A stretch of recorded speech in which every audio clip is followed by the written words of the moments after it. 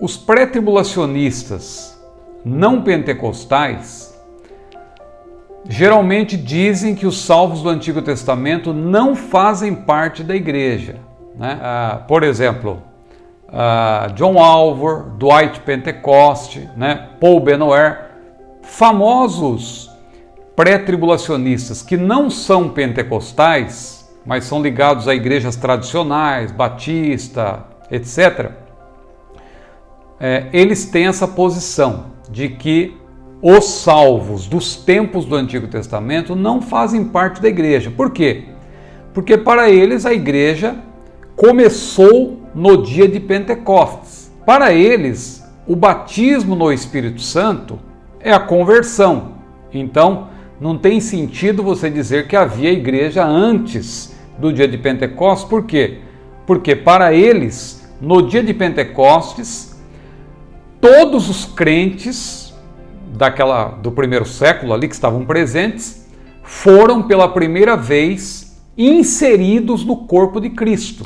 Então esta é a visão deles. Nós pentecostais, assembleianos especialmente, temos uma posição um pouco diferente, né?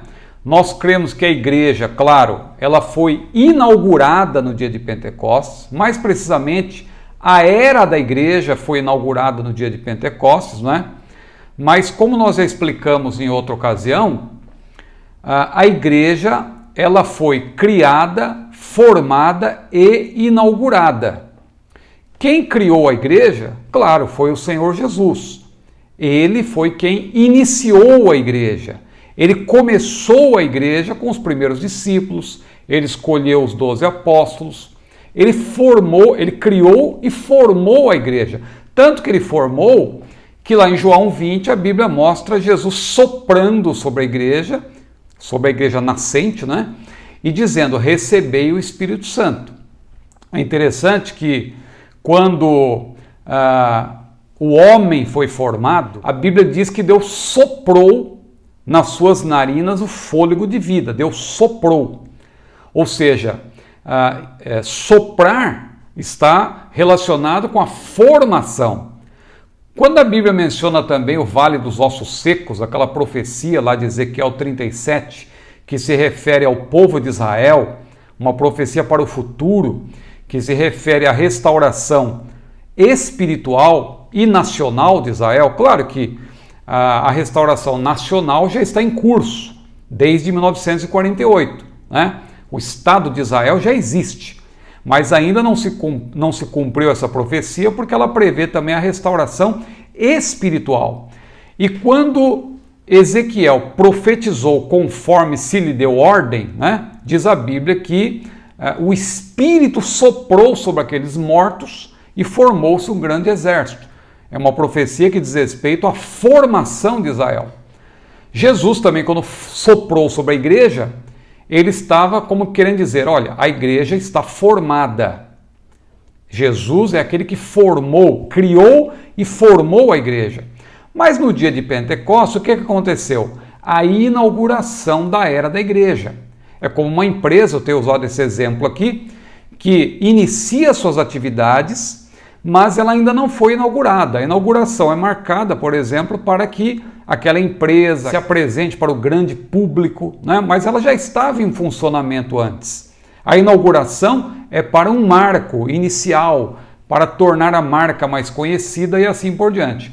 Então nós cremos que no dia de Pentecostes houve um derramamento inaugural do poder do Espírito, que para nós é um revestimento de poder. Os discípulos já estavam salvos. Eles já estavam fazendo parte da igreja, porque o Espírito Santo já estava com a igreja. Jesus mesmo disse, ele estará convosco e estará em vós. Na verdade, o Espírito já estava com eles, mas a partir do derramamento do poder do Espírito no dia de Pentecostes, agora o Espírito Santo, que sempre esteve onipresente, porque ele nunca deixou de ser onipresente, não é? Ele está em todos os lugares, ele é Deus onipresente, mas a partir do Pentecostes, o Espírito Santo passou a estar residente na igreja. O que vai acontecer quando Jesus vier arrebatar a sua igreja? A Bíblia diz que há um que resiste até que do meio seja tirado. Nós já explicamos aqui várias vezes que é o Espírito Santo. Ele vai sair do meio. Ele que está residente na igreja, ele vai deixar de residir na igreja, por quê? Porque a igreja será arrebatada. Ele deixa de ser residente, mas continua onipresente. Por isso que o Espírito Santo nunca vai sair da terra. Procura-se quem inventou aí essa ideia de que o Espírito Santo vai sair da terra. Ele vai apenas sair do meio, no sentido de que ele deixará de estar residente na igreja, já que ela será arrebatada. Mas agora, por que eu estou dando toda essa explicação? Os nossos irmãos pré-tribulacionistas de igrejas tradicionais, que não creem como nós, que são cessacionistas e não continuacionistas, que não creem na continuação da obra do Espírito, né? Ou que creem de maneira diferente, que creem, por exemplo, que o batismo no Espírito é uma coisa só, nós distinguimos, né? Nós cremos no batismo do Espírito e o batismo no Espírito. Parecem termos sinônimos, porque são muito parecidos, mas indicam ministrações completamente diferentes. Todo batismo tem um batizador, tem um candidato ao batismo e tem um elemento no qual esse candidato será imerso ou mergulhado. No batismo do Espírito, quem é o agente? É o próprio Espírito. É ele quem insere o crente no corpo de Cristo. Os nossos irmãos cessacionistas ou tradicionais, eles acreditam que isso começou a acontecer no dia de Pentecostes. Nós defendemos diferente, porque nós cremos no batismo no Espírito. Cremos também no batismo do. Isso de fato acontece. O Espírito Santo insere o crente no corpo de Cristo. É no batismo do Espírito, que tem o Espírito como agente. No batismo no Espírito, o agente é Jesus. João Batista foi muito claro, ele vos batizará com o Espírito Santo. Então, no batismo no Espírito, é o Senhor Jesus quem insere o salvo, a pessoa que já está salva, na dimensão carismática do Espírito. E isso passou a acontecer no dia de Pentecostes. Agora, resumindo tudo, a pergunta, parece que eu mudei de assunto, mas a pergunta é se os santos do Antigo Testamento fazem parte da igreja, né? A pergunta exatamente, se os santos fazem parte da igreja, eles estarão nas bodas do Cordeiro. Eu digo que sim. Por quê? Porque eles serão arrebatados. Eles serão arrebatados porque a Bíblia diz que os mortos em Cristo ressuscitarão primeiro. 1 Tessalonicenses 4, 16 e 17. Os santos do Antigo Testamento, como que eles vão ser arrebatados, irmão Ciro? Não é somente os mortos em Cristo. Os mortos em Cristo começam no dia de Pentecostes. É aí que está a razão pela qual eu fiz toda essa explicação. Jesus morreu e a sua obra tem poder para atingir os salvos no futuro, os salvos no presente, que estiveram com Jesus, mas também os salvos do futuro, no caso nós, né, por exemplo, mas também atingir os salvos do passado. Mas como? Se eles já estavam salvos e eles foram salvos pelas obras? Não. Não existe salvação pelas obras. Toda e qualquer salvação, em qualquer época, mesmo antes da lei, mesmo no tempo de Abraão, foi pela graça. Mesmo no tempo de Adão, de Enoque, foi pela graça. Não existe salvação fora da graça. Não existe salvação fora de Jesus. Por que a Bíblia diz que Jesus é o Cordeiro que foi morto desde a fundação do mundo? Por quê? Todos os cordeiros que foram mortos de maneira sacrificial desde a queda, desde o pecado de Adão, apontam para o sacrifício perfeito, o sacrifício de Jesus.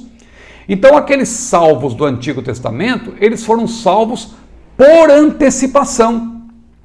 Ou dito de outra maneira, a obra de Cristo tem efeito retroativo. Quando Jesus morreu, alcançou, claro, eles já tinham sido alcançados, é uma maneira de dizer, é uma força de expressão. O efeito retroativo, na verdade, porque eles foram salvos antecipadamente pela obra que Jesus ainda realizaria.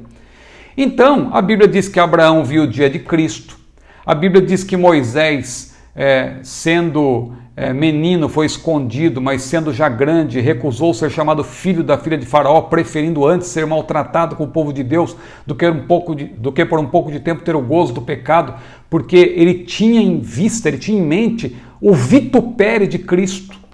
Hebreus 11 diz claramente que aqueles santos do Antigo Testamento, e ali, claro, são citados apenas alguns como exemplo, mas os santos do tempo veterotestamentário, eles morreram na esperança, eles morreram tendo a esperança de ver Jesus, mas eles não viram.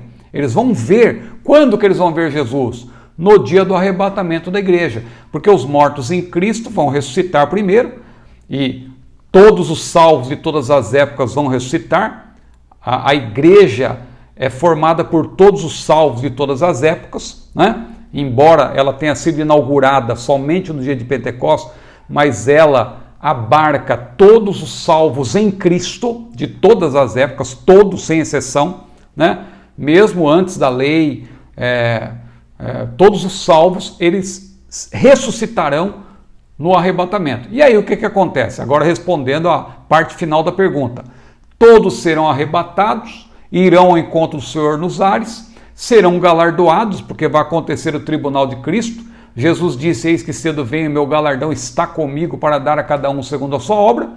E os salvos, já galardoados, ingressarão glorificados, porque as bodas do Cordeiro é para os crentes glorificados. Todos que ressuscitarem e forem glorificados vão tomar parte desse grande banquete no céu, né? Vai ser no céu e não na terra. Tem pessoas aí que, para ajustar a Bíblia ao seu próprio sistema, estão inventando que vai ter bodas na terra. Não, as bodas do Cordeiro é no céu, é no céu. A igreja será galardoada e ingressará no céu. Então, os salvos em Cristo dos tempos do Antigo Testamento fazem parte da igreja e, portanto, estarão nas bodas do Cordeiro. Quem não vai fazer parte das bodas do Cordeiro são os mártires do período tribulacional, porque eles vão ser salvos dentro desse período.